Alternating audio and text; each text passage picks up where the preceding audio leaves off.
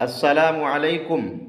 कैसे हैं सब साथी लोग। एक साहिब पूछ रहे हैं कुरान का जो सजदे होते हैं वो कितने हैं, करना ज़रूरी है।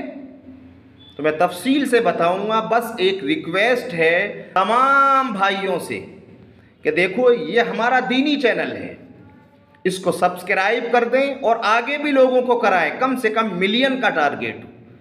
दीन की बात जितनी जहां तक पहुंचेगी और पहुंचाने वाले जो होंगे सबको सवाब मिलेगा। कुरान करीम में 14 सजदे हैं और जब भी आयत सजदा की तिलावत होगी तो सजदा करना वाजिब है। ठीक है। और कैसे करेंगे सजदा? खाली सजदा करना है। अगर आप बैठे हैं तो बगैर हाथ उठाए अल्लाहु अकबर कहकर आपको सजदा में चले जाना है।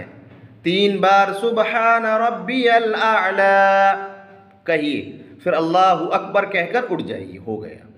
खड़े होकर करें तो और बेहतर है। बहुत से हाथ उठाते हैं और बांध लेते, नहीं, सिर्फ हाथ भी नहीं उठाना, अल्लाहु अकबर कहकर सजदे में जाना डायरेक्ट। 3 बार तस्बीह पढ़ो, अल्लाहु अकबर कहकर उठ जाना है। और जो शराइत नमाज के लिए वो इसके लिए है। वुज़ू होना चाहिए, कपड़े वगैरह पाक होने चाहिए,